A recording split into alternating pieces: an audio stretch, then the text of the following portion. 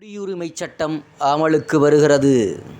பார்லிமென்ட்டில் நிறைவேற்றப்பட்டு 4 ஆண்டுகள் கடந்தும் நடைமுறைக்கு வராத சிஏஏ எனப்படும் குடியுரிமை திருத்தச் சட்டம் இன்னும் 7 நாட்களுக்குள் அமலுக்கு வந்துவிடும் என மத்திய இணையமைச்சர் சாந்தனு தாக்கூர் தெரிவித்திருக்கிறார். லோக்சபா தேர்தல் அறிவிப்பு எந்த நேரத்திலும் வரலாம் என்ற சூழலில் இந்த தகவல் பரபரப்பை ஏற்படுத்தியிருக்கிறது. பாகிஸ்தான், வங்கதேசம், ஆப்கானிஸ்தான் உள்ளிட்ட அண்டை நாடுகளில் இருந்து அகதிகளாக நம் நாட்டில் குடியேறிய இந்துக்கள், சீக்கியர்கள், கிறிஸ்தவர்கள், சமணர்கள் உள்ளிட்டோருக்கு குடியுரிமை வழங்க மோடி அரசு முடிவு செய்திருக்கிறது. இதற்காக குடியுரிமை திருத்த மசோதா கொண்டு வந்தது.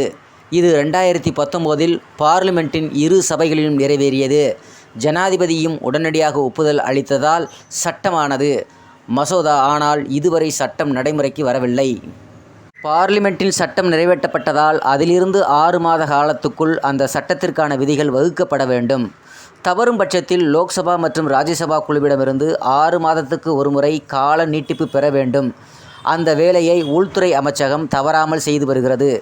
காலதாமதத்துக்கு முக்கிய காரணம் நாட்டின் பல பகுதிகளில் இந்த சட்டத்துக்கு எதிராக நடந்த போராட்டம். அண்டை நாடுகளின் கொடுமைகளுக்கு பயந்து இந்தியாவுக்கு அகதிகளாக வரும் அனைவருக்கும் குடியுரிமை அளிப்பதே நியாயம்.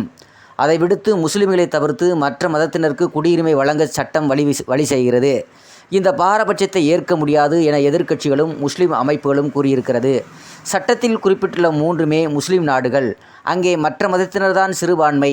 அவர்கள்தான் கொடுமைக்கு ஆளாகி இந்தியாவுக்குள் தஞ்சம் வருகிறார்களே தவிர முஸ்லிம்கள் அல்ல. அந்த பிரச்சனை ஆனால் முஸ்லிம்களுக்கு அந்த பிரச்சனை இல்லை. ஆகவே அவர்களுக்கு குடியுரிமை வழங்கும் அவசியம் எழவில்லை என அரசு பதில் சொல்லியிருக்கிறது. என்றாலும் எதிர்க்கட்சிகள் திருப்தி அடையவில்லை. குறிப்பாக மேற்கு வங்க முதல்வர் மம்தா இந்த சட்டத்தை கடுமையாக எதிர்க்கிறார். வங்கதேசத்திலிருந்து ஏராளமான முஸ்லிம்கள் மேற்கு வங்கத்தில் ஊடுருவி நீண்ட காலமாக வாழ்ந்து வருகிறார்கள்.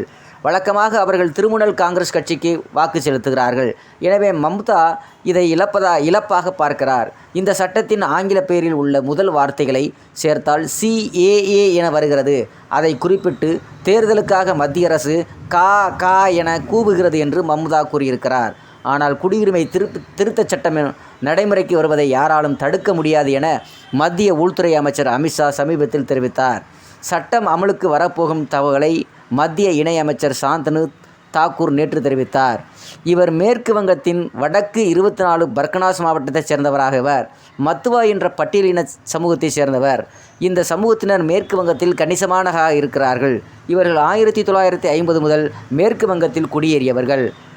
அயோத்தியில் ராமர் கோயில் கட்டி கும்பாபிஷேகம் நடத்திய மோடி அரசு தற்போது குடியுரிமை திருத்தச் சட்டத்தை நடைமுறைக்கு வரப்போவதாக கூறியிருப்பதை தேர்தலுக்கான அடுத்த அதிரடி என்கிறார்கள் எதிர்க்கட்சிகள்.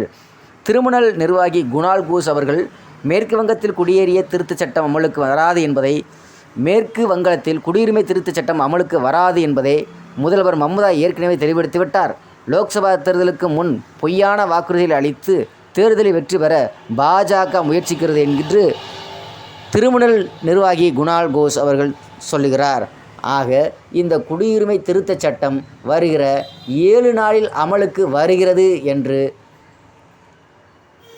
தகவல் நமக்கு வருகிறது. செய்தி வட்டாரங்கள் கூறி வருகிறார்கள். நன்றி, வணக்கம்.